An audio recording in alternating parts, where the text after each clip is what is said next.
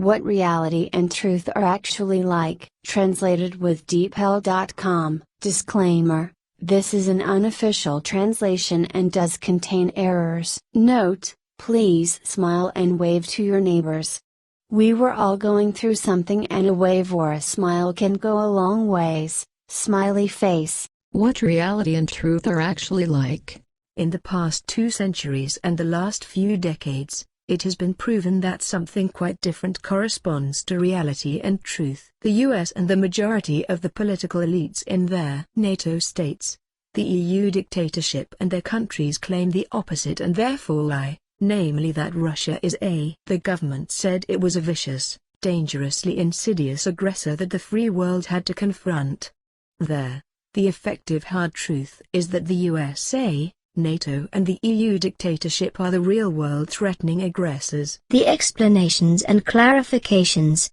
etc., which appear in this article are based in their entirety on the statements and explanations of the Plejaren Quinto, who is an observer and analyst of the recognition and evaluation of all the ways of working in relation to their foreign and domestic policies of all earthly states, as well as their aspirations, systems of governance, aggressiveness, readiness for peace, readiness for war, as well as state justice and all forms of politics, as well as systems of government, secret services, economics and of the armed forces, specifically targeted at the USA, EU dictatorship and Russia. Furthermore, certain statements and explanations are based on the author's own experience, whereby all article contents of the Plejaren Quinto correspond to the accuracy of facts and events and situations that have taken place, following neither fake oldies nor fake news or conspiracy theories,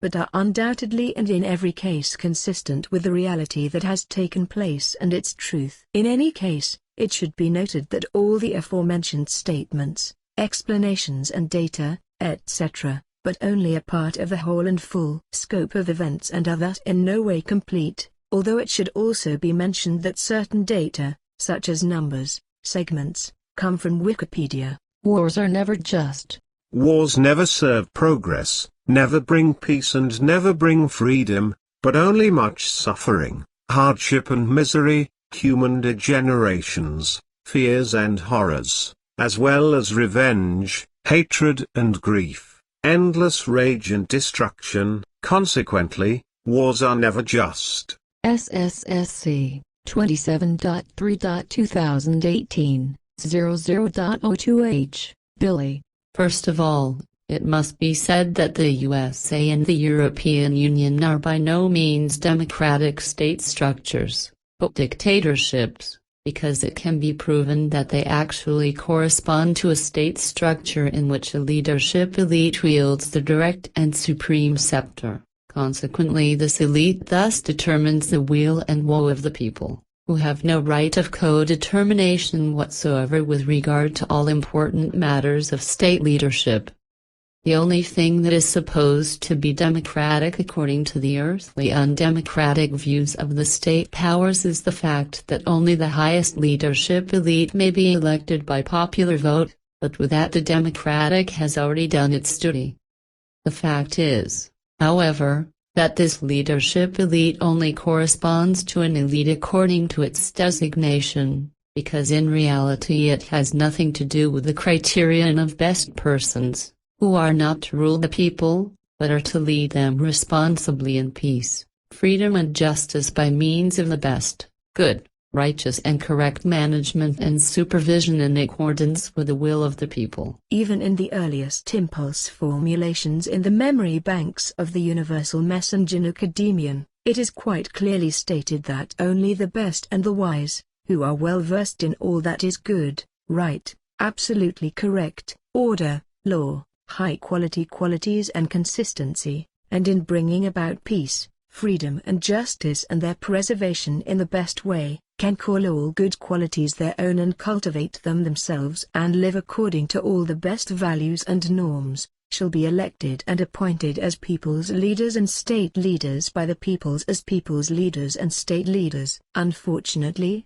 Today's understanding of the elite corresponds in all politics as well as in all related terms to people who hold public office, belong to lobbyism, populism, advisory circles, organizations, business, the military and intelligence services, etc., and who usually only speculate on top positions with higher and more extensive personal power. Personal integrity is no longer of any importance, but only the unbridled power and greed for immense, highly translated rewards play a role, and much worse than is the case in the mass of the population. From a general point of view, a human-related elite, Latin elegia or exlegia, to select, is described as a sociologically actually or presumably above average qualified grouping of persons who function, for example, as functional elites, performance elites, power elites, economic elites, ruling elites, state leadership elites, as influential elites or circles of a society. In concrete terms, the term elite for the average person usually refers to more closely defined groups of people, such as first and foremost the elite of state leaders, as well as the so-called positional elite and the educated elite, who are opposed by the mass of average people who are alienated from the elite, or the average citizen. Strictly speaking, these elitists are people for whom their elitism has become an ideological delusion that can be described as elitism and has eaten into their consciousness, as a result of which they identify with it and believe that they are something better than the ordinary citizenry of normal citizens. And those who exercise state power in their elitism muddle through and direct the entire state affairs and the miserable governance undemocratically, exercising power and at their own discretion over the heads and the will of the peoples. So the peoples have nothing to say about it, but only to cower and silently accept when their rulers and their entire apparatuses and fellow travelers cause mischief and strife in connection with other countries, possibly even attack them and instigate wars with them, whereby ordinary citizens are then drafted as military men, go into battles, murder, destroy, fight and have to lose their lives. And the elitist average people or the ordinary citizens or the peoples have nothing to say about this, because the leader elites alone have the say and command and the citizens undemocratically are not allowed to decide and vote on whether peace, freedom, justice or discord, unfreedom or injustice should be. In fact, this is the case worldwide, because apart from Switzerland, no state entity on earth can be described as a form of democracy, not even republics, although they fraudulently call themselves democratic, because only by the fact that the constitutions of such state entities describe their form of government etc. as democracy, do they in fact have no form of democratic features. This is not the case even if the peoples themselves are allowed to elect their ruling oxen and cows, because as a rule this is done through mean political party-controlled machinations. Certain power-hungry people addicted to elitism are elected to the leadership elite. In effect, there is only one state in the world that can be called democratic, in which the people can largely influence the government and thus also the well-being and fate of the country and the population, and that is Switzerland, in which a semi-democracy prevails that is actually maintained in a state-like and population-satisfying manner. Although it is only a semi-democracy among all the states on earth, it is unique and democratically surpasses all the forms of government of all the states existing on planet Earth. To be honest, despite Switzerland's extensive semi-democracy, this and that is not diamond cut and not all that glitters is gold, but all-embracingly just laws, ordinances and at least a far-reaching fair administration of justice are in place, as well as an overall state order and justice, which enable the Swiss people to live a very good and orderly life. And this is so in addition to the fact of complete profound national or state neutrality, which also grants the entire population the prevailing peace in their own country and with all other earthly states and peoples, in addition to the complete freedom of every righteous person with regard to everything personal, one's own opinion and decision, as well as the possibility of choice in a democratic manner with regard to popularly determined state matters, etc. In contrast to the semi-democracy of Switzerland, the The peoples of other states are falling behind completely in terms of democracy, as in the case of the United States of America and the EU dictatorship, its associated states, NATO, abbreviation of North Atlantic Treaty Organization, an alliance between the USA, Canada and several European states, and the majority of the political elites, of whom we are specifically talking about here, who since time immemorial and right up to the present day have risen up against Russia as malicious, sneering aggressors, allowing neither peace nor freedom to emerge. When the U.S. leadership elites, all the auxiliary satellites assigned to them, as well as the elites of the EU dictatorship and the rulers of the various states associated with it, meet with rejection and contradiction from the populations belonging to them, then they become devious, abusive, vicious, authoritarian and coercive. Their messages, demands and machinations are deceitful, infamous and clumsy, but this is usually not recognized by the majority of the generally politically illiterate uneducated public or ordinary citizens. Consequently, everything that is dictatorially determined about them is simply accepted without resistance. Perhaps a faint suspicion of injustice will get through to one or the other person under the state's thumb and possibly lead to a low growl or a hidden fist in the pocket, but that is the end of it. And this is the case because these peoples are depressed under the governmental thumb of their power elites and deprived of the use of their intellect, their reason, their self-determination and self-decision-making. While the governmental friends and the peoples, who are addicted to stupidity, do not recognize in their stupidity what is actually being played by the state powers in a people-blinding and dictatorial malicious manner, as a result of which they do not realize that they too are being depressed by the ruling elites and their henchmen. However, the ruling elites know this very well, so they spread lies, slanders and monstrous untruths through and through, and thus suggestively persuade their stupidly stupid supporters, while they intimidate all those who recognize reality and truth with vicious threats, arrests and psychological or even physical torture etc. and silence their opinions.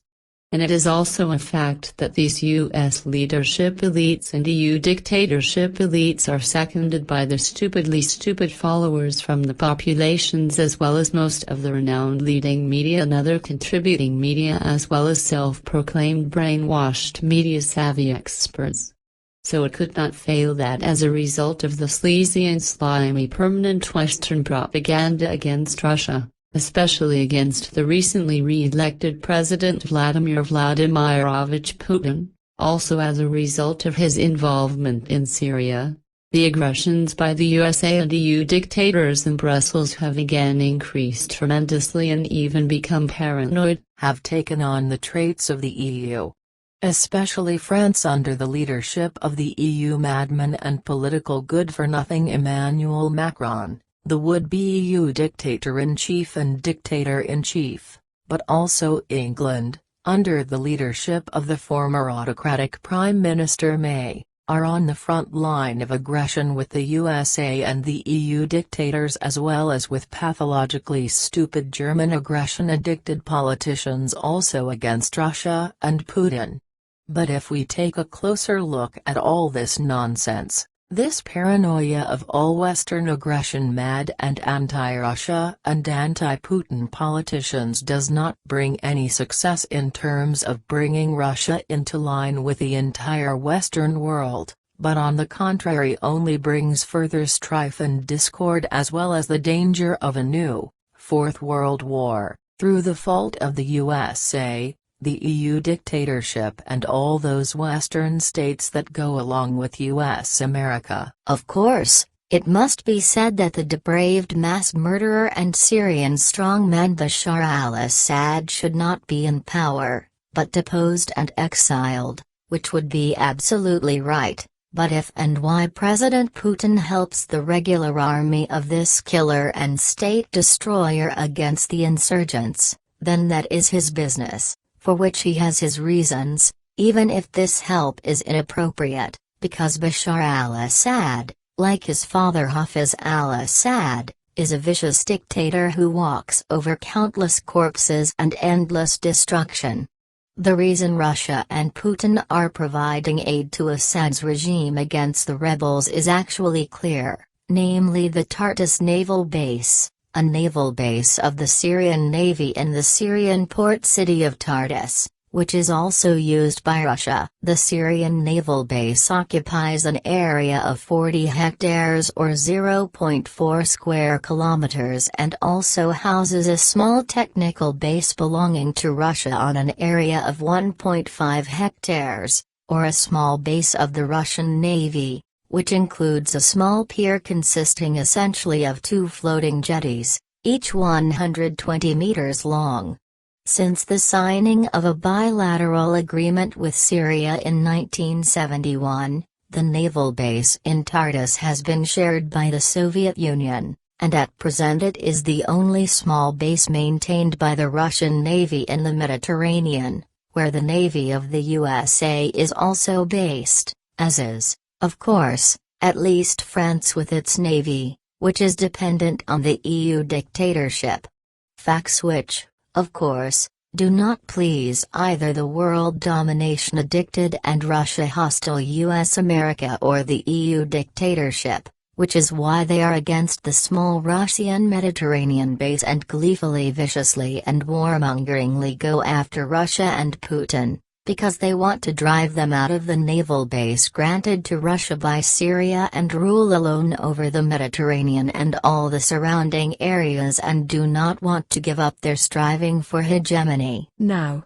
after 1990, especially after the course of glasnost and perestroika, it was especially necessary for earthly humanity to be able to remember the actual lines of development, even if this could be no more than an old-fashioned, constant and hopeful repetition. The efforts that were made, however, were much less than half measures, for the old-fashioned and deep-rooted enmity of the West against Russia did not, by its very nature, give any hope for a truly sincere effort at peace. The truth is that, on the contrary, falsehoods, lies, slander and quarrels on the part of the USA and the EU dictatorship against Russia arose from the very beginning, and consequently the genesis or emergence and development of new current conflicts was already pre-programmed at the very beginning of possible peaceful negotiations. This fact, however, was concealed and covered up by the USA and the EU dictatorship in particular and thus not recorded in writing in any annals,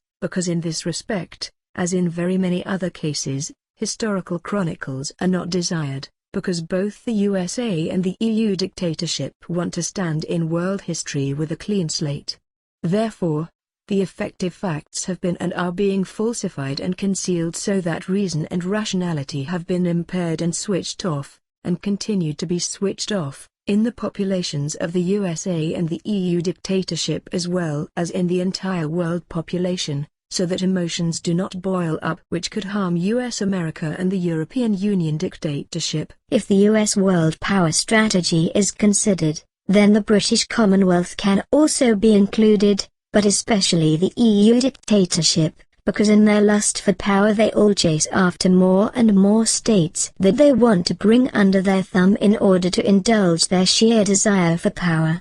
In this respect, however, the USA in particular has stood out since time immemorial and also at the present time, which is why it was not surprising that after the supposed end of the Cold War after 1990, the budding hopes for peace of millions of people quickly crumbled again and the optimism that the world and all peoples among themselves and with each other could finally live together in peace, freedom, justice and equality in the future was shattered. And that this was mainly due to the USA's striving for hegemony, which extended to the whole world, is of course denied by the rulers and all their henchmen of the United States of America, as well as by all people who support the criminal machinations and the greed for world domination of the US rulers of all kinds, be it certain irresponsible parts of the US population itself or the globally ignorant and ignorant of the effective truth US Americans. What really happened at that time was expressed by the Soviet Union in Paris in November 1990, when at the CSCE Conference on Security and Cooperation in Europe, today OSCE equals Organization for Security and Cooperation in Europe, the Declaration on Security and Cooperation in Europe was adopted. What then followed was the U.S. military invasion of Iraq, which went down in the annals as the First Iraq War and began with the forcible conquest of Kuwait by Iraq on the 2nd of August 1990, resulting in the annexation of Kuwait on 28 August. Combat operations to liberate Kuwait then began from the 16th of January 1991, by a coalition led by the United States of America and legitimized by UN Security Council Resolution 678. In terms of the armaments used and the degree of mobilization of the warring parties, the war known as the First Iraq War was the most severe war since the end of the Third World War of 1939 to 1945, also considered in relation to the Korean War. This First Iraq War was also characterized by the unusually asymmetrical distribution of war victims, as well as by the unilateral decree of the end of the war, whereby, however, the unusually large and extensive indirect environmental damage should also be mentioned, as well as the fact that the USA used all kinds of projectiles with depleted uranium, which is dangerous and chemically toxic due to its radioactivity, as are most heavy metals, even in a depleted state. Explanation: the term depletion, that is not enrichment, originates from nuclear technology and generally refers to the removal of one or more isotopes of a chemical element from the natural isotope mixture. This term is usually associated with uranium, although the technique of depleting the waste, which involves enrichment in the actual product, is used not only for uranium but also for other elements, such as for the separation of heavy deuterium, respectively. Hydrogen. When the USA invaded Iraq in 1991 under the lying claims of the U.S. President George H.W. Bush Sr. and the U.S. Secret Services and thus a First Iraq War took place, then on March 20, 2003, under the presidency of his son George Walker Bush, a Second Iraq War took place. This finally showed quite openly and clearly what the political, intelligence, military and economic leaderships of the United States of America were actually striving for, namely a new world order according to U.S. ideas and according to the U.S. claw and grasp system with regard to access to the central raw material reserves not only of the Middle East, but of the whole world. Now, the USA did not want to be the hegemon or the only world power only after 1991, because the hegemonic behavior of the power-addicted U.S. politicians and U.S. military as well as the U.S. Secret Services and U.S. economic bosses has always been, precisely since U.S. America was settled and conquered by the European immigrants. In many cases since then, U.S. power has been wielded by antisocial and sectarian elements who immigrated from Europe and all over the world, who very early on harassed the immigrants of integrity, hard-working and honest and good state building with criminality and crime, massacred the indigenous peoples, almost exterminated huge herds of buffalo, acted in a belligerent and treacherous manner and spread more and more hegemonically all over the world. And this has continued to this day, while all the honest, righteous, good and hard-working and peace, freedom and justice-seeking U.S. populations are helpless in the face of the power practices and world domination and intrigue and war practices etc. of the power-obsessed in the government positions and the military and intelligence services. As justification for the Iraq War in 2003, the belligerents of the governments of the United States and Great Britain from October 2001 onwards cited Iraq and its dictator Saddam Hussein as a danger to the world. Blackly lying and slanderous, It was claimed that there was a growing acute threat to the world from Iraq's weapons of mass destruction and a link with the al-Qaeda terrorist network which, under the command of Osama bin Laden, had carried out the terrorist attacks on the World Trade Center in New York on the 11th of September 2001. A large majority of the population in the USA believed these governmental and intelligence lies and slanders, both before and for years after the invasion of Iraq and the execution of the dictator Saddam Hussein. Many years have passed since the US-led international coalition invaded Iraq, waged war and, under the lying, slanderous and blood-drenched pretext of ousting and lynching Saddam Hussein, claimed that Iraq and al-Qaeda possessed weapons of mass destruction and could use them against the world. However, this lie and slander could later be refuted because no weapons of mass destruction could be found in Iraq, just as it could never be proven that Saddam Hussein had contacts with international terrorism. Moreover, it was and is a fact, as I have found out from my own experience in Iraq, which has been established in retrospect, that the ordinary Iraqi people lived better under the bloody dictator than they did after his removal from power and execution by the U.S. military jurisdiction, and still do, because terrorist organizations are active in Iraq today, causing a lot of bloody mischief and spreading death and suffering. Saddam Hussein was undoubtedly a tough and bloody dictator, that is absolutely indisputable. Especially the military operation in the early 1980s against the Kurds in the north of Iraq with chemical weapons, which was undoubtedly a crime against humanity, against which, however, neither voices were raised nor investigations carried out by the entire Western states at that time. Neither the USA nor other Western states wanted to organize a special session of the Criminal Court in The Hague, just as no Western state was interested in forming an international coalition against Iraq's dictator. And the reason why this was the case at the time can be explained quite simply by the fact that Saddam Hussein at the time, and thus Iraq, of course, was an ally of the USA, which in its murderous poison gas activities and its other activities against the Kurds and insurgents and other enemies saw nothing that should be investigated and punished.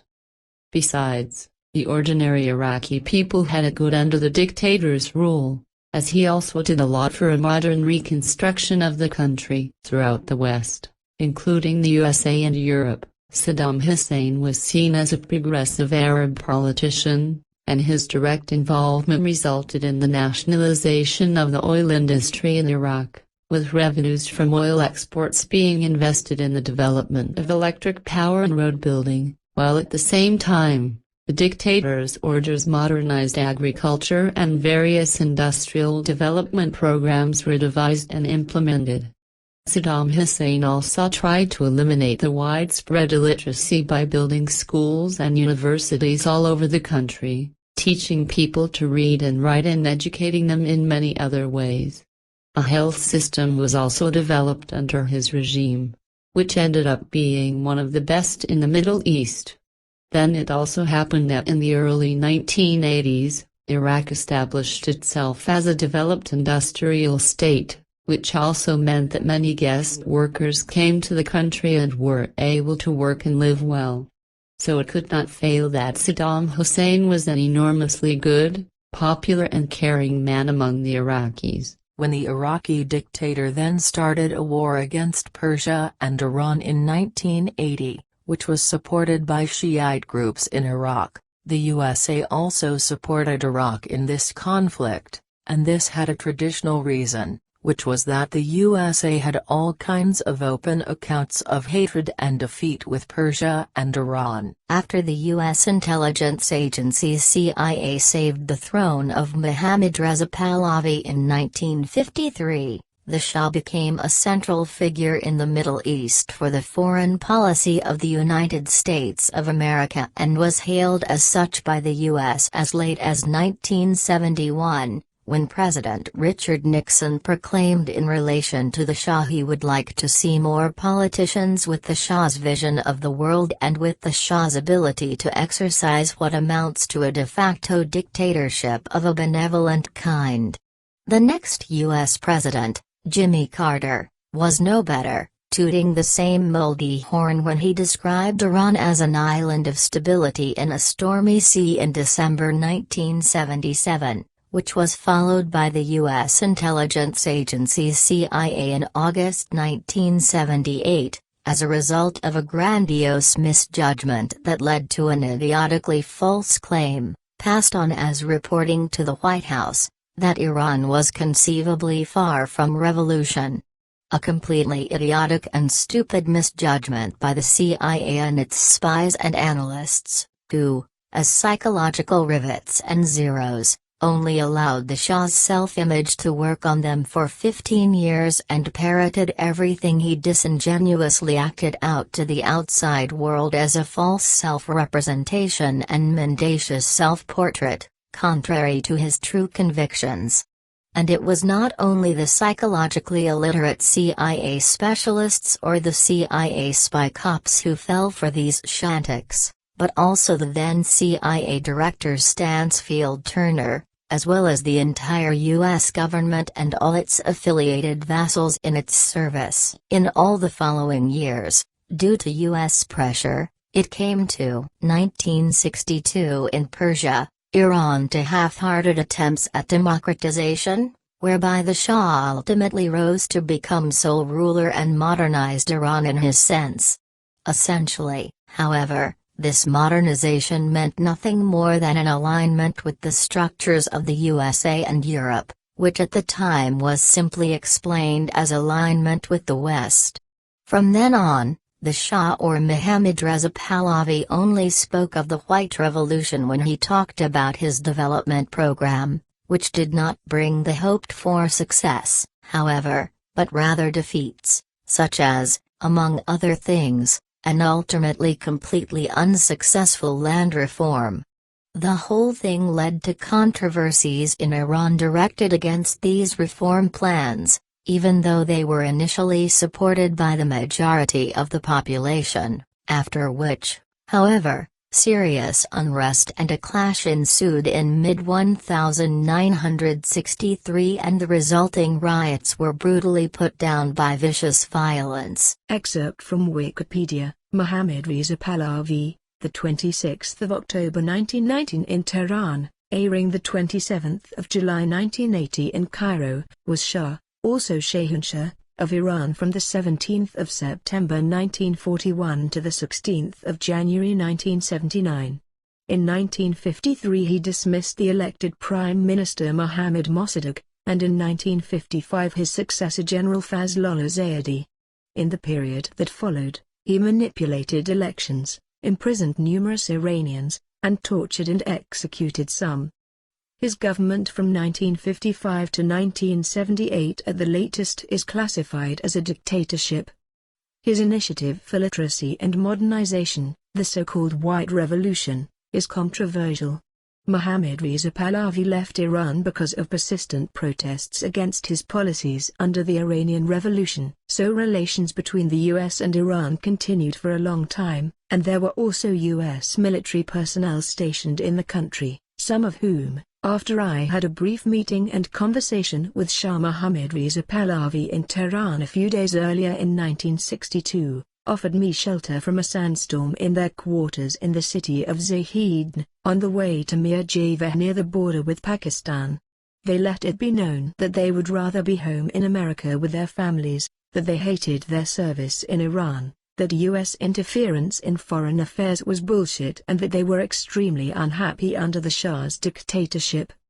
They also said that they were forced to serve in Zahidn against their will and that they were ashamed as Americans that the U.S. foreign policy system was always ordering and carrying out actions that were contrary to human rights and criminal, as it had always been in 1953, when great injustice was done by America in Persia. Also at that time, the U.S. Army personnel explained, U.S. policy had clearly shown that human rights and democracy were very often not at the center of bilateral relations, as had always been the case and had also occurred on the 19th of August 1953, when the U.S. government made a completely wrong assessment of the Iranian situation, which led to extremely tragic historical proportions. U.S. America had in fact participated in the overthrow of the Iranian regime, which had been a natural, important as well as strategic and ideological ally for the USA.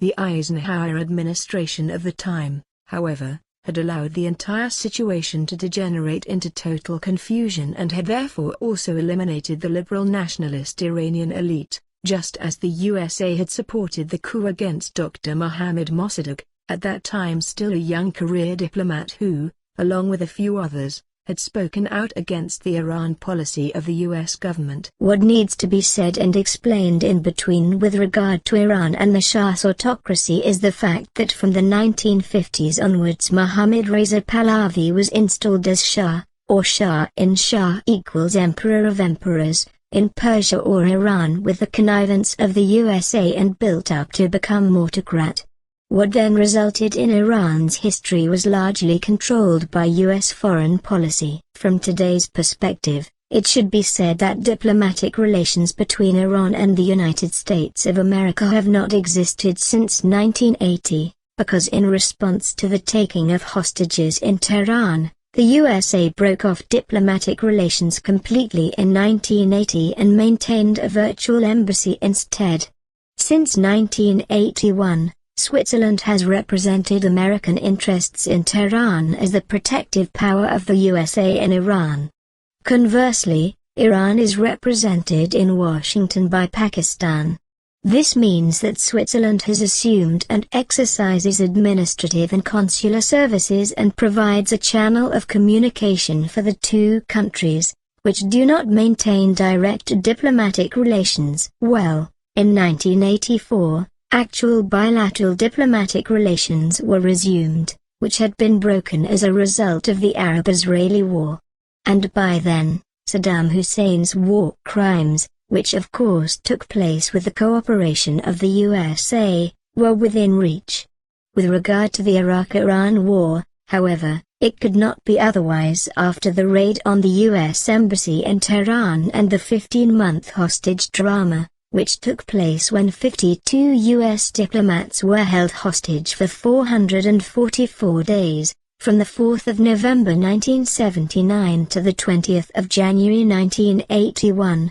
after a group of Iranian students occupied the U.S. Embassy in Tehran in the course of the Islamic Revolution, then that the U.S. inevitably drew level with Saddam Hussein in the war against Iran. Saddam Hussein met Donald Rumsfeld, who was Secretary of Defense of the United States from 2001 to 2006, in 1983, and it was Rumsfeld who led the Iraq operation in 2003, during which the U.S. lynched Saddam Hussein. When President Ronald Reagan was at the U.S. helm, he endeavored to prevent the collapse of Iraq and consequently decided to provide the Iraqi dictator with information about the deployment of Iranian troops. The reason being that the U.S. government, the U.S. intelligence agency CIA and the U.S. military knew very well at the time that Iraqi troops were using poisonous gases and other toxins against the Iranian army on an almost daily basis.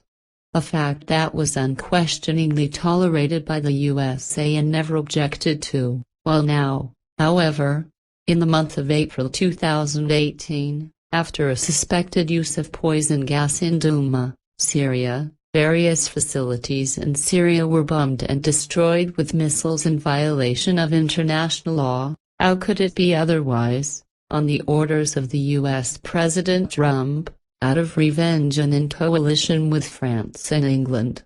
And the fact that certain Belgian companies are not being held accountable for illegally supplying raw materials for nerve agents, which are used, for example, to produce the chemical warfare agent sarin, to Syria, a country at civil war, is only understandable if one considers that Belgium is a member of NATO, North Atlantic Treaty Organization, whose founding states in 1949 were the following: Canada, USA, Belgium, Denmark, France, Great Britain, Iceland, Italy, Luxembourg, Netherlands, Norway and Portugal. These were followed by others, such as Greece and Turkey in 1952, then West Germany in 1955, followed by East Germany in 1990, such as Spain in 1982, Poland, the Czech Republic and Hungary in 1999, then Bulgaria, Estonia, Latvia, Lithuania, Romania, Slovakia and Slovenia in 2004. This was followed by the accessions of Albania and Croatia in 2009, and then Montenegro in 2017. Now back to Iraq and Saddam Hussein, whereby the USA simply deliberately ignored the chemical weapons attack against the Kurds in northern Iraq, and the Secret Service CIA even fabricated a fake report according to which the Kurds were supposed to have been attacked by Iranian forces, which however corresponded to a deliberate lie and slander in order to protect Saddam Hussein and his criminal actions. So, it was all a malicious means to the end of keeping Iraq under U.S. control, but this game of intrigue ended up being to the detriment of Iraq and its dictator, because the U.S. wanted to eliminate Saddam Hussein in the end and made him an evil monster to be fought and liquidated through its deviousness, malice, annexationism and bottomless intrigues. This was followed by dirty intelligence manipulations, as well as outrageous false, mendacious and slanderous accusations invented and leveled against Saddam Hussein that he had used weapons of mass destruction and, through such weapons, also posed a great danger to the whole world and was prepared to act in this way. However, this mendacious and slanderous claim was nothing out of the ordinary for the USA and continues to be used today and in the future, with all ignorant people of the faith in the USA believing these lies and slander and cheering on the USA, whose only aim is to force the entire world and all states and peoples under its supremacy. But now back to the Iran-Iraq war, which ultimately ended in a stalemate, because Iran and Iraq had neither won nor lost anything. For Iraq, however, the long conflict had dire economic consequences, as Saddam Hussein decided to change the Iraqi economic situation for the better by annexing oil-rich Kuwait, so he sent his army to attack Kuwait on 2 August 4, 1990 and invaded the country. The fact that the Iraqi dictator did not reckon with the deviousness of the USA, namely that they could oppose him and help Kuwait, broke his neck. The fact was that the geopolitical and political geographical conditions and situations changed very quickly, and the occupation of Kuwait led to problems with oil supplies on the world market. The USA, out of their own interest, did not want to allow this under any circumstances, which is why they simply let Saddam Hussein drop out of their hands like a hot potato and declared him the enemy of the world. The oil alone, which could have dried up on the world market, was reason enough for America to break its friendship and helpfulness with Iraq and Saddam Hussein without hesitation. Besides the fact that the USA was annoyed with the Iraqi army on the border with Saudi Arabia. So the USA managed to get the UN Security Council to agree to the international operation to liberate Kuwait in November 1990, after which the Iraqi troops were very quickly driven out of Kuwait by the US-led coalition, after which international sanctions were imposed on Iraq at the request of the USA, but which included the destruction of Iraqi missiles and alleged weapons of mass destruction, because the UN Security Council and the majority of the world's population believed the US's mass destruction fairy tale and took the deliberate lies and slander at face value. And I can't help but wonder how it is possible that people who should be concerned about the security of the earth and its humanity, but who in their self-important stupidity are absolutely incapable of doing so, are lolling around in a World Security Council. How else could it be that only at random, according to empty and stupid, hateful, deceitful, world domination addicted and mendacious slander, as just mentioned by the USA, criminal and warmongering as well as many human lives demanding decisions are made in a Security Council and orders are given to murder and destroy? Such people, who are incapable of judgment and only judge and make decisions on the basis of hearsay and belief in some lies and slander, do not belong in a Security Council, neither in a small family or other smaller or larger communities,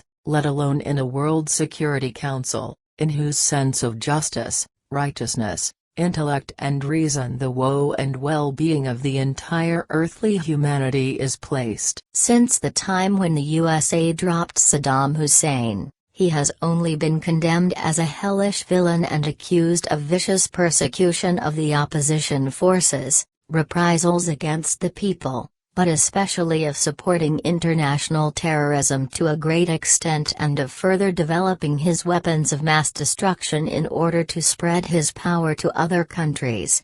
And according to Pleiades' clarifications and statements, all those irresponsible people in charge who dealt with these allegations of lies and slander knew very well that the whole thing was an absolutely deliberate conspiracy of lies and slander, which was intended to mislead the world public into believing that Iraq or Saddam Hussein was producing and possessing weapons of mass destruction and thus threatening the whole world, including the USA. When the Iraqi dictator was dumped by the US, he retaliated by constantly making anti-American speeches himself, using rather primitive religious rhetoric of his own devising, which he adopted in order to be seen by the people as a good, faithful man when he took the helm, as he explained to me as a young peer in the presence of my companion, Askit, who knew even then what would become of him.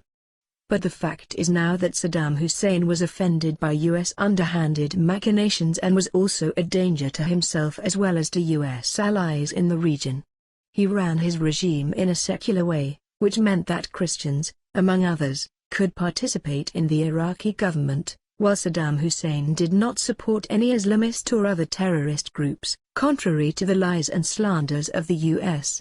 Basically, this was a fact that he strictly adhered to and was also careful in his own country to nip any emerging terrorism of any kind in the bud immediately. However, all this was not heeded by the USA, consequently their intrigues continued, and on the 5th of February 2003, the first colored US Secretary of State, Colin Powell, justified the Bush administration's war against Iraq, which had been decided long ago, of course, as usual from the USA, with false lying evidence, which he presented to the UN Security Council and the participants of the meeting in a small glass container, which allegedly contained the chemical weapon. This was enough for the irresponsible UN security advisors to determine the war with Iraq and against Saddam Hussein and thus also to legitimize his lynching. In this way, Powell contributed decisively to bringing US America and the whole world onto his side and steering it after the shocks and horror of the World Trade Center event on September 11, 2001, just as he advocated the war in Afghanistan against Al-Qaeda, Osama bin Laden and the Taliban. Powell also gave a speech that ultimately led to the war that was brewing in the Persian Gulf, whereby, moreover, the US government was able to use the whole thing on the one hand to provide its own population with a justification for taking up arms, but on the other hand also to put pressure on its allies. Powell played a game full of self-deception and deception of others with himself, and through his speech at the United Nations, he paved the way for the war in Iraq and the overthrow of Saddam Hussein's regime and his execution. The fact that this also sealed the subsequent civil war, which is still raging in Iraq today and continues to destabilize the region, was also just one more murderous consequence caused by the USA, which claimed tens of thousands of lives. And the fact that this undermined the credibility of the US much more than it had done since time immemorial, and also undermined the US armed forces and the financial power of the leading economic power in the world, was of no concern to all those responsible for the war, which is still the case with them today and will also be the case with their successors. Years later, Powell apologized for his irresponsible and slanderous actions and behavior, and also provided moral clarity and showed his distance to George W. Bush and his advisors, but he could not undo the crime he had committed with regard to the Iraq War and the Lynch Act concerning Saddam Hussein, and did not have to atone for it. Today, Powell is skeptical about U.S. warmongering, seems to have become more prudent as an old statesman and to have come to his senses. Unfortunately, however, the echo of his speech to the United Nations Security Council and the world public still resonates in the minds of many state-believing Americans, state officials and their supporters, and is unlikely to die down for a long time to come, for as long as the U.S. is led and dominated by power-hungry and world domination addicts. The fact that the whole thing became a moral burden for him and that his thoughtless words and deceptions led to an unjustified war against Iraq and Saddam Hussein, to a US-American tragedy, is understood only by righteous people who are searching for reality and its truth, but not by all those who are ignorant, uncritical, self-deluded and stupidly deceived by the lies and slanders of the world domination-addicted US rulers, their helpers, vassals and loose consciences. And this is still the case today, although it was established a long time ago that no weapons of mass destruction were discovered in Iraq, which means that the evidence for their production and existence was falsified and nothing but lies, fraud and slander, because no weapons of mass destruction were produced in Iraq and under the command of Saddam Hussein, and none were otherwise present, and consequently none were disposed of under UN control, as US-American conspiracy theorists are so fond of stupidly claiming, believing in propaganda. For all the murders and destructive aggression against sovereign Iraq, not a single politician in the USA has ever been tried and punished, so today all the irresponsible former politicians are either deceased or respected pensioners resting on their blood-soaked laurels. Today's authorities in Iraq cannot control large areas of the country because terrorist organizations have taken up residence after the war, and the civil war continues, totally destroying the infrastructure, including Iraq's health and education systems. The slave trade has been flourishing for years and many museums have been looted, but this is now tempting the USA to implement the Iraqi scenario in Syria as well, because this scam has proved so wonderfully successful in Iraq. The USA sees itself as the only world power, which is why it also pursues a strategy of hegemony worldwide.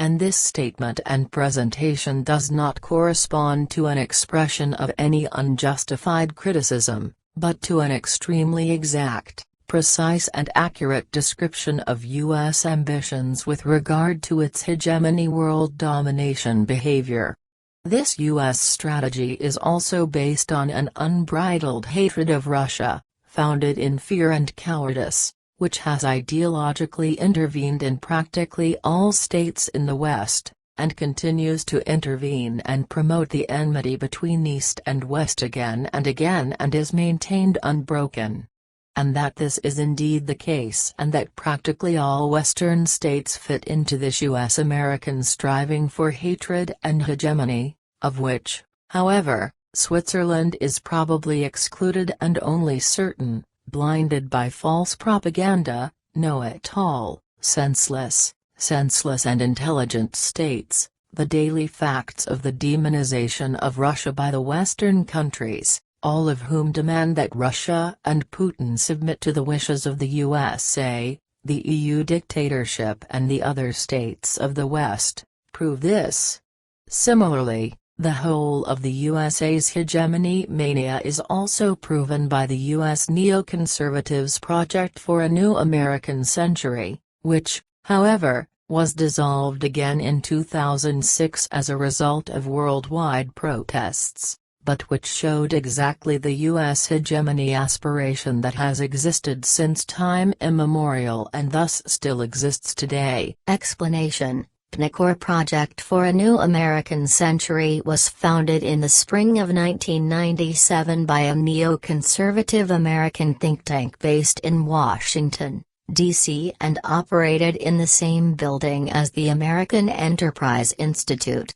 This was a non-commercial training organization whose aim was to advertise the leadership of the United States of America, that is, to achieve global command and governance for the USA. The Project for a New American Century was, however, controversial inside and outside the USA and was therefore dissolved in 2006, although in 2009 Bill Kristol, Dan Senior and Robert Kagan founded a successor organization of the same direction, namely the Foreign Policy Initiative, also neoconservative and based in Washington, D.C., with bulletins on a wide range of foreign policy issues being published on an ongoing basis. PNIC was disliked by critics because the think tank pursued purely U.S. interests to the detriment of other states and blatantly sought U.S. supremacy in world politics.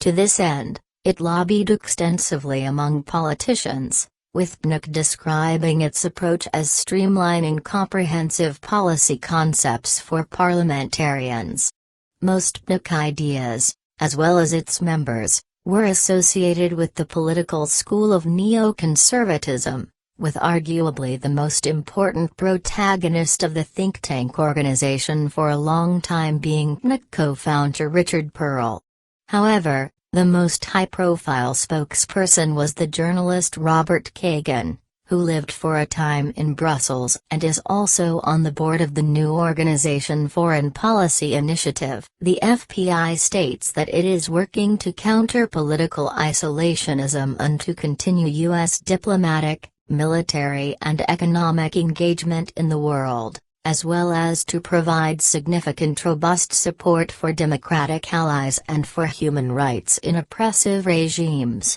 The FPI opposes regular cuts in defense spending and calls for a comprehensive missile defense system. It also proclaims that its mission is to promote the strengthening of the armed forces of the United States of America so that the U.S. is prepared for the challenges of the 21st century in terms of the global competitiveness of the U.S. economy in times of global upheaval. The Foreign Policy Initiative is a non-profit, non-tax-exempt organization, it is further explained. According to Plejaren, the USA's hatred, which had been smoldering for around 200 years and was transferred from Europe to the United States of America, against old Russia, was also transferred to the Soviet Union and then also to the new Russia. It was also explained that the United States of America had always claimed huge amounts of raw materials all over the world, including from Russia, which is why the country was subjected to a market radical shock strategy. The USA, its government and media, joined by media and non-governmental organizations from other Western countries, which caught up with the USA, then began to determine public opinion with intriguing efforts, lies and slander. And then, as the players explain, when the World War of 1939 to 1945 rolled over the world, the USA saw its great opportunity to be able to realize its plans on the European continent, in particular to occupy Germany and bring it under its absolute control and thus prevent Europe from falling into the hands of the Soviet Union or becoming friendly with it. So it was absolutely clear early on that in any case and by all means it had to be prevented that an independent state power could arise on the actual European continent and of course especially in the Eurasian area, which would have been friendly to Russia and thus against the interests of the USA. Therefore, a close cooperation of European states with the Soviet Union had to be prevented in any form. This, however, was never mentioned in the U.S. war annals, nor was it recorded anywhere else in writing or electronically, because the world was never to know what the very first, actual, most important and true reason for the U.S. entry into the war in Europe was the anti-Hitler coalition, or the military alliance with the Soviet Union and Great Britain was, according to Plejaren declarations, only the best thing for the USA to be able to realize its devious plans scot-free and without suspicion of hegemony, namely to maintain a strong and dangerous nuclear military power base in Europe or in Germany up to the present day. The U.S. underhanded hatred and hostility towards Russia continued after the end of the World War, and also during the Cold War, continuing in the same vein to this day. So the U.S. has continued to work viciously in more recent times, in a new way, by supporting violent Islamist separatists and effective terrorists to harm Russia,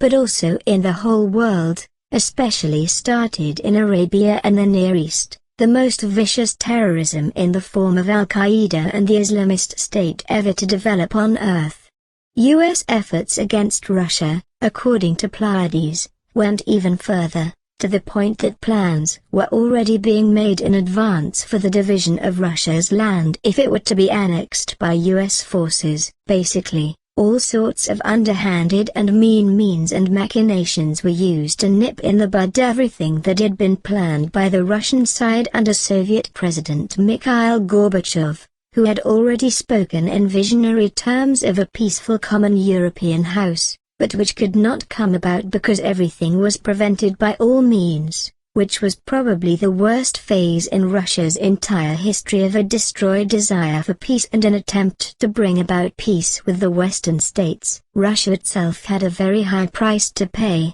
for in its history the 1990s were those that were among the worst ever to afflict the country, when it was almost devastated. It was only when Vladimir Vladimirovich Putin became Prime Minister in 1999 and then President of Russia on an ongoing basis, he was re-elected for a fourth term as President of the Russian Federation on the 18th of March 2018, that his policies changed everything to a new beginning in the new year 1000. Of course, this did not go unnoticed by the Western states and thus also by the USA, following which the Polish-U.S. political scientist Zbinu Bezinsky, born the 28th of March 1928 in Warsaw, died the 26th of May 2017 in Falls Church, Virginia, USA, railed in spiteful articles and interviews against the new Russian President Putin and his policies, exclaiming that the USA's path was world domination, or rather that the first and only truly global and probably last world power was the USA. So he wrote and proclaimed, "Due to the dynamics of international processes, America has transformed itself in the course of a single century from a relatively isolated country in the Western Hemisphere into a state of unprecedented size and power." Zbinu Bezinsky influenced American foreign policy in the 20th century like hardly any other foreign policy expert. He combined strategic analytical acuity with a political consistency that was largely devoid of morality. Megalomaniacally, he warned Russia that it should stick to its intended role and turn away from the claim of wanting to be accepted as a power on an equal footing with the United States of America. Anti-Russian sentiment was also created by neoconservative politicians of the Bush Jr. administration, just as anti-Russian elements appeared in the Baltic states and maintained terror against Russia. However, it was already evident that the Baltic states, along with the other former Warsaw Pact states, were being planned for NATO and EU dictatorship and were being integrated step by step, as a result of which the NATO border was being pushed closer and closer to Russia, to bring to power US-sponsored color revolutions, anti-Russian regimes and even former Soviet Union European and Asian republics to work against and harm Russia. At the 43rd Munich Security Conference in February 2007, 17 years after Mikhail Gorbachev was elected president of the USSR by 59.2% of the vote at a special Congress of USSR People's Deputies on the 14th of March 1990, President Putin's speech marked an unmistakable public turning point when he said, "I think that for today's world the monopolar model is not only unsuitable, but impossible altogether." The fact that the problem of international security is very far-reaching and also extremely explosive, especially today, to which the USA and the EU dictatorship make the main contribution, is clear to every reasonable person who recognizes reality in its effective truth.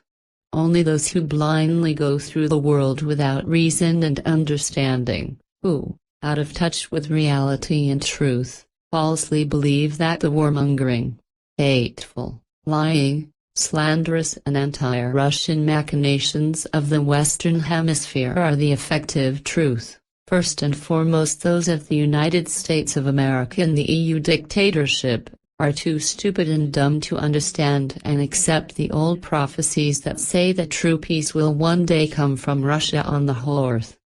And if this prophecy is considered in the actions and behavior of Russia, President Putin and Foreign Minister Lavrov are looked at closely, then it can be seen and understood that from this side everything has a peaceful framework and many honest and peaceful efforts for understanding and reconciliation exist, which, on the contrary, cannot be said of the USA and the EU dictatorship.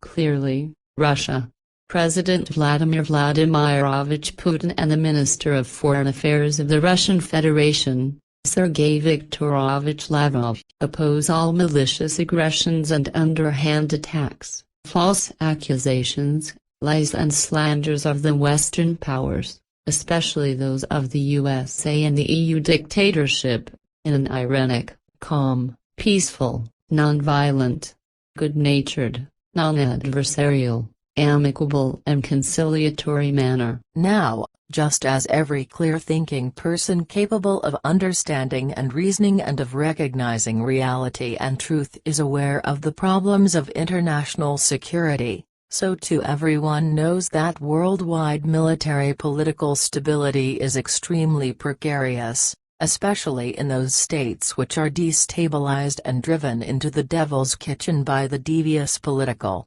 intelligence, military and economic machinations of the USA, of course solely for the benefit of the USA. That the stability of the world economy is also being damaged in the process should be clear to any sensible observer and reasonable person, because what results from the U.S. megalomania in terms of influencing the world economy is proving to be the case with the tariffs on steel and aluminium etc. imposed by the U.S. presidential oaf Trump. But the whole thing continues unabated in all sorts of other areas, such as the ever-increasing poverty of populations worldwide, for which there are no solutions to overcome it. Another problem, among many others, is the economic insecurity and the fatal lack of dialogue between the peoples of all the states of the world, which is causing discord,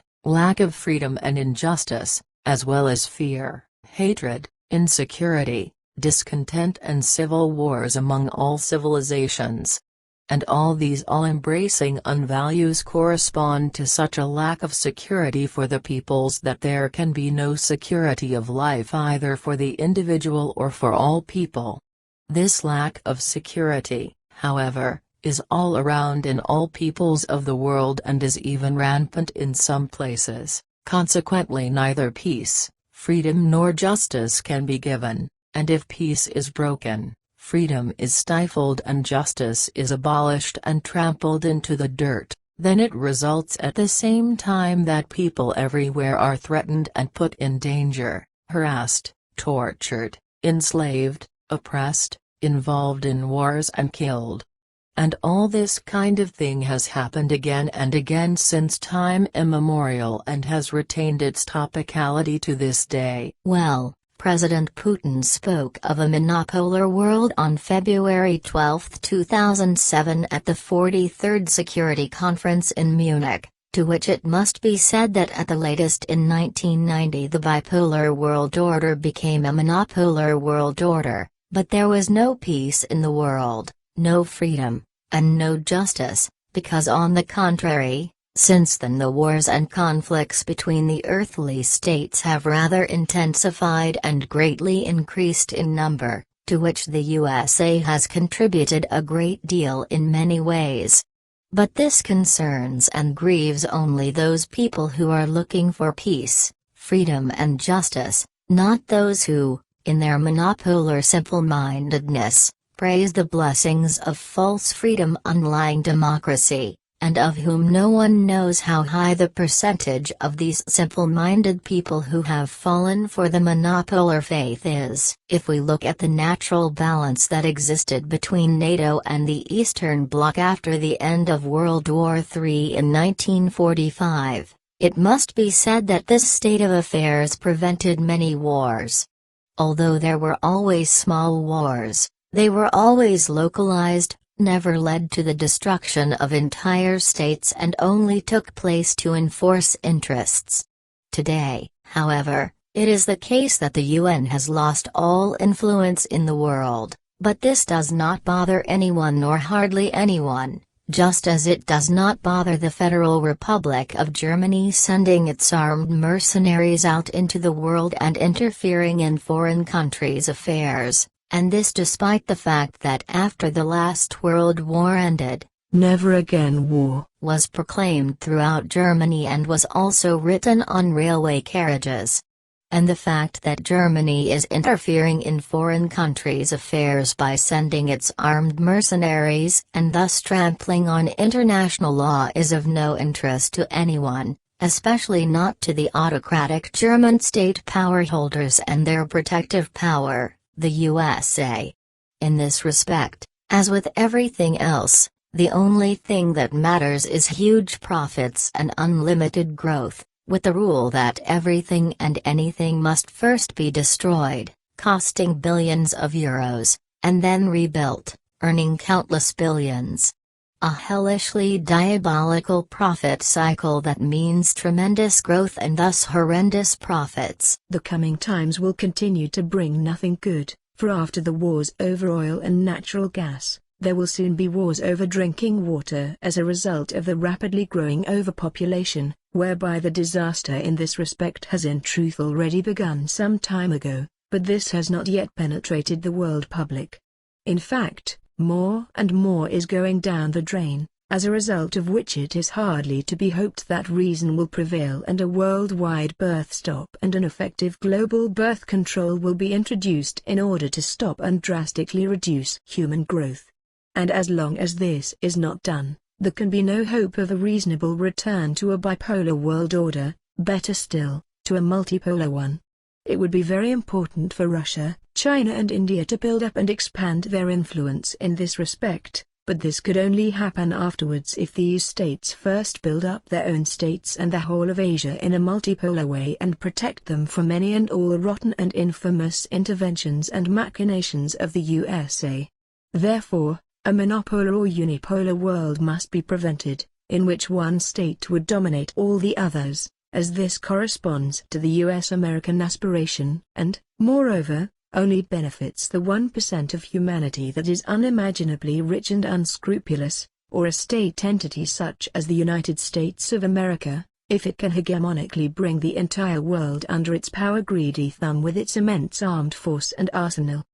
But this must never be allowed to happen, which is why a multipolar world view and world order must be striven for and created, in which the distribution of power is balanced, which means that all states have an equal relationship to each other. No state may dominate over another. Until now, a few large industrial nations have shaped the global economy for many decades, but this is now coming to an end, because this prosperous or economically well-developing era is now being followed by a unipolar world system, especially for the Western world, which no longer tolerates small countries that are dependent on the large and are oppressed and exploited, because what the future must now bring can and must only be multipolar. Therefore, not only must political relations be changed and put on the scales of progress, but the entire world economic order must effectively undergo a completely revolutionary restructuring. This is also necessary because more and more emerging countries are actively participating in the world market and are no longer willing to be exploited and oppressed by the industrialized and large states.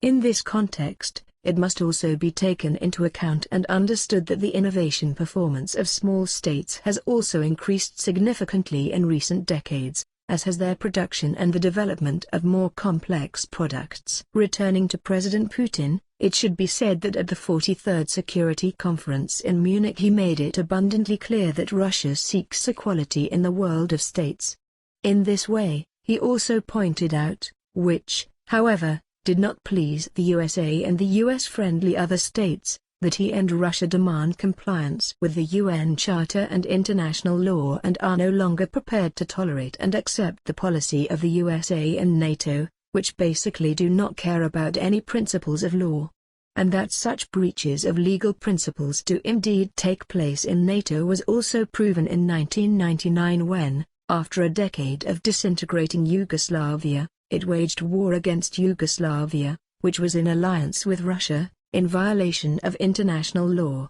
In Kosovo, the USA has also built a huge military base Camp Bondsteel, which is directed against Russia. At the start of the NATO war against Afghanistan in 2001, Russia even offered its support, but was then flooded with Afghan narcotics. Then, and in the same year, the USA cancelled the ABM Treaty, a treaty between the USA and the USSR to limit missile defense systems. The reason for this, how could it have been otherwise, was that the USA intended to further expand its sole power by building its missile defense system, which had been directed against Russian missiles from the beginning, in Eastern Europe. Then, in the same year, the U.S. government announced its endless war against terrorism, whereby on the 29th of January 2002, the then U.S. President George Walker Bush coined the politically idiotic catchword "axis of evil" in a State of the Union address, which he used to describe countries he accused of supporting terrorists and of having lusted after weapons of mass destruction.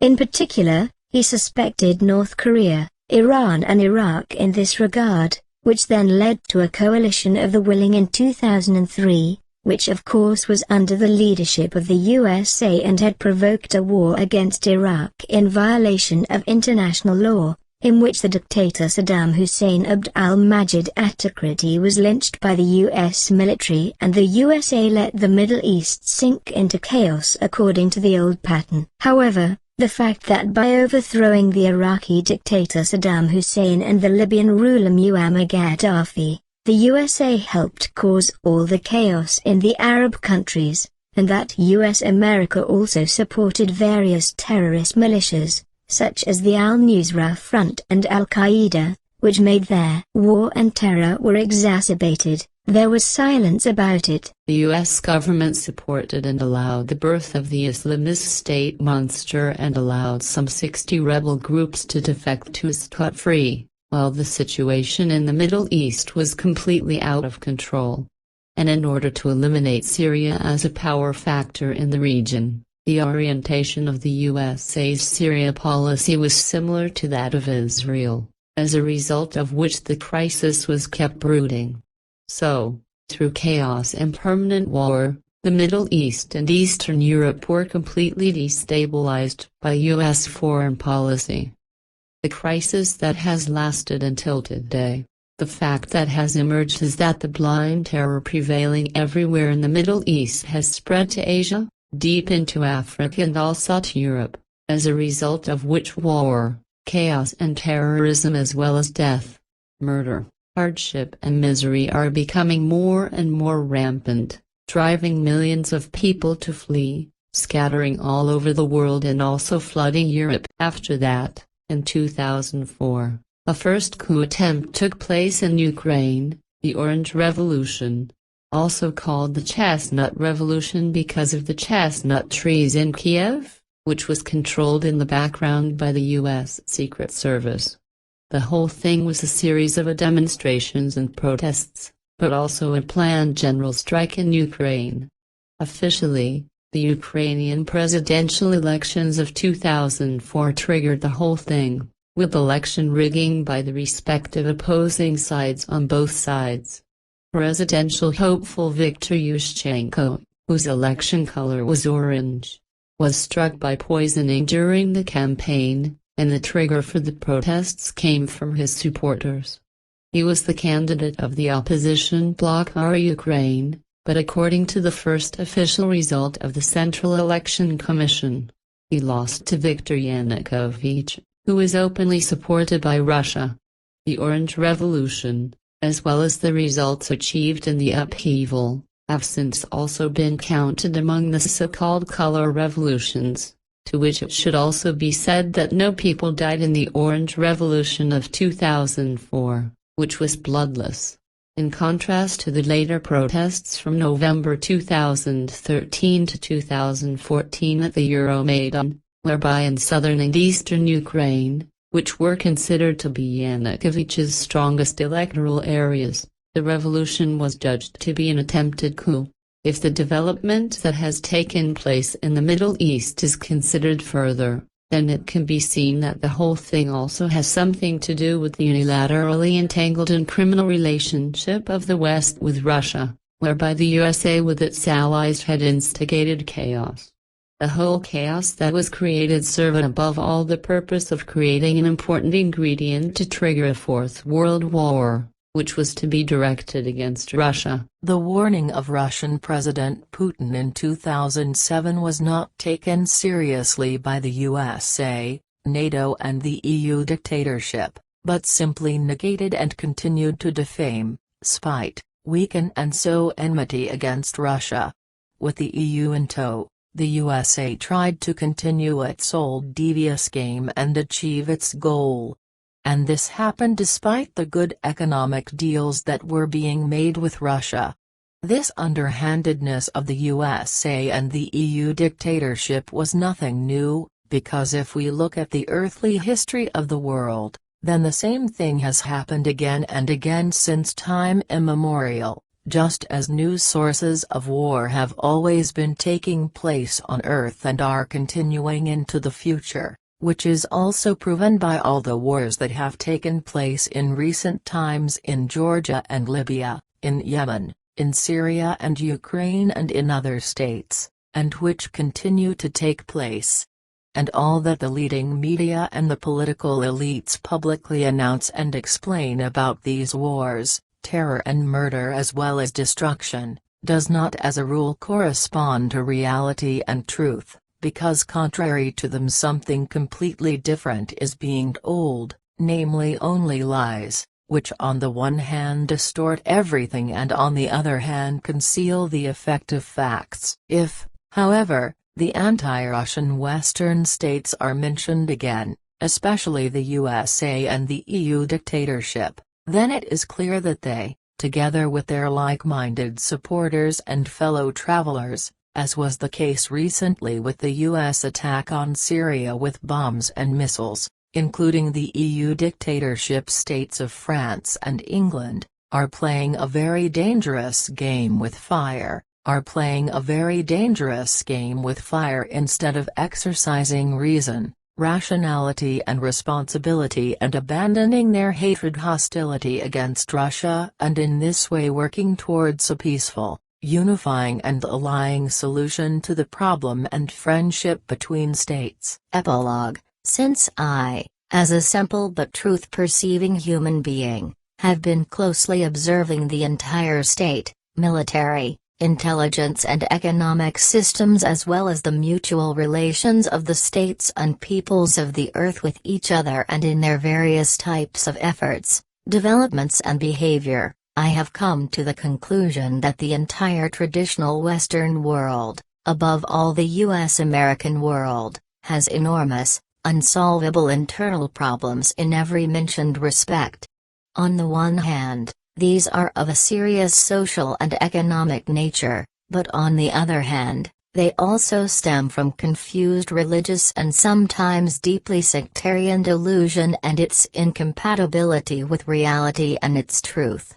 which gives rise to many profoundly modern fears, Also with regard to larger and stronger state powers, which are met with mistrust and fear, and consequently it is assumed that these must be aggressively tackled. Thus, on the one hand, a hatred hostility against Russia arises from this and from a position of military, economic and state striving for power, as well as from a profound lust for power, but on the other hand, as a result of severe, unsolvable social difficulties, complications, difficulties, inconveniences and entanglements, also unmanageable problems arise with regard to an insidious, creeping social-cultural disintegration. This is only so far, because there are other factors involved, which it would be pointless to list, because it is much more important to say that it would be much better and only right to do everything to end the hatred and hostility against Russia in the USA,